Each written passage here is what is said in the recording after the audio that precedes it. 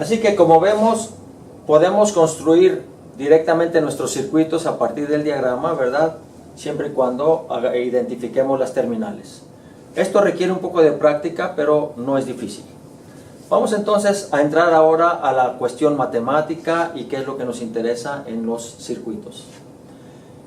Vamos principalmente a hablar de los modelos más simples que tenemos para el amplificador operacional cuando queremos hacer unos cálculos. Por lo pronto, recuerden las terminales que nos interesaban, ¿verdad? Las variables que vienen siendo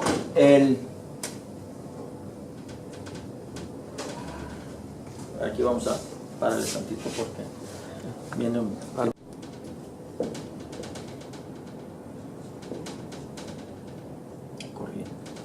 ¿Okay? Esencialmente, el amplificador operacional lo manejamos cuando estamos en la región lineal, y en un momento más voy a aclarar lo de región lineal. Cuando nosotros estamos en la región lineal, nuestra función básica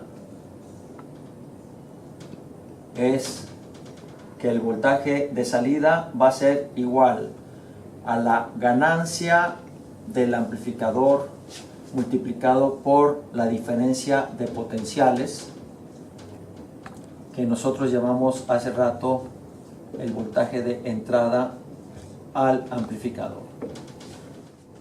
En forma ideal, nosotros podemos suponer que la corriente de entrada en la terminal positiva es 0 amperios y la corriente de entrada en la terminal negativa es 0 amperios también. Recuerden que la corriente en la salida no es 0 porque estamos obviando en este dibujo las terminales de las fuentes de potencia. Okay. Desde el punto de vista matemático, yo digo entonces que gráficamente el voltaje de salida versus el voltaje de entrada, que es la diferencia de potenciales, va a ser una recta que tiene pendiente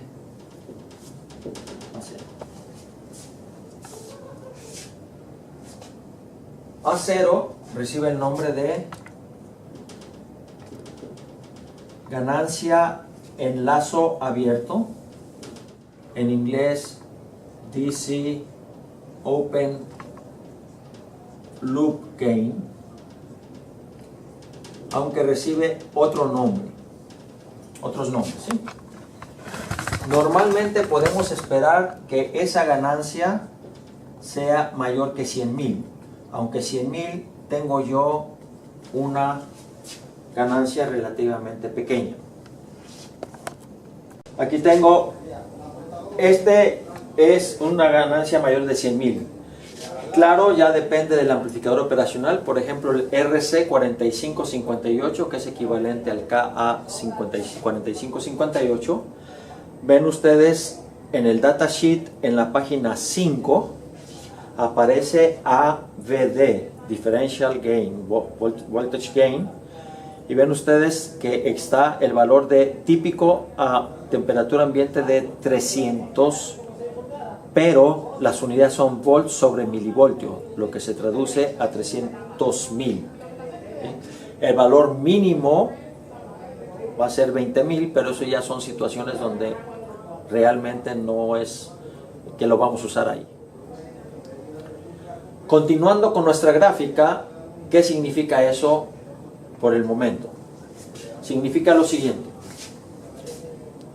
el voltaje de salida no va a crecer indefinidamente. Cuando llega al valor VCC o un valor ligeramente menor, se va a saturar.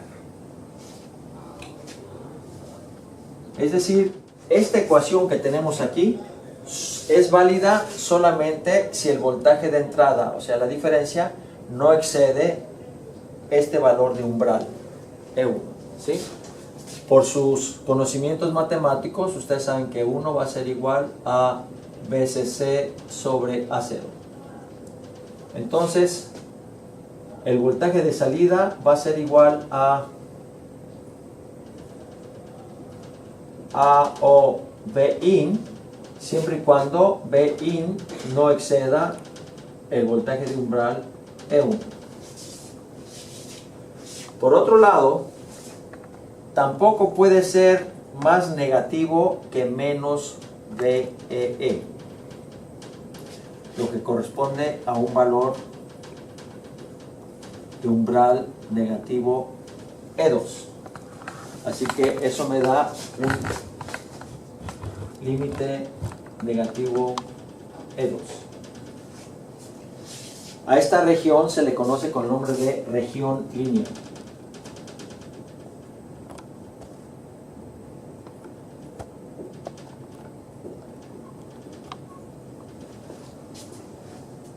Fuera de esos límites, tenemos nosotros al amplificador saturado. VCC cuando el voltaje Vin excede el umbral E1 y menos VEE cuando el voltaje de umbral en valor absoluto excede el valor de E2, o en otras palabras, el voltaje de entrada es menor que menos E2. De nuevo, E2 va a ser igual a menos VEE sobre AO. Perdón, VEE sobre AO. Muy bien. Ahora supongamos que estamos nosotros en la región lineal. Y tenemos entonces que nuestra ecuación aquí es válida. Eso nos da a nosotros un primer modelo para poder trabajar nuestro amplificador diferencial, y es el siguiente. En la región lineal, modelo número 1, vamos a llamarle modelo número 1.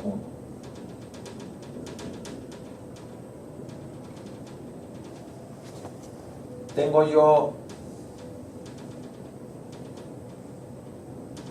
las terminales más menos Vin, ¿sí? Y el voltaje de salida, que va a ser igual a O Vin, una corriente de entrada igual a 0 aquí y una corriente de entrada igual a 0 acá. Y eso como circuito se traduce a lo siguiente. Las terminales de entrada están conectadas a un circuito abierto. No hay corriente que esté entrando al amplificador operacional en esas terminales. La terminal de salida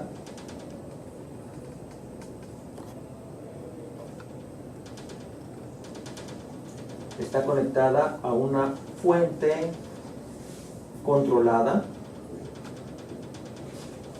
de valor AO de aquí.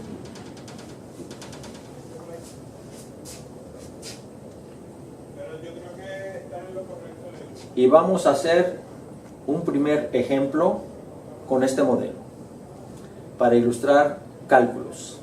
Recuerden, este modelo es válido siempre y cuando el resultado numérico que tengamos que resulte no exceda esta región, no sea mayor de VCC ni menor que menos VEE. En el momento que eso sucede, el modelo no es adecuado.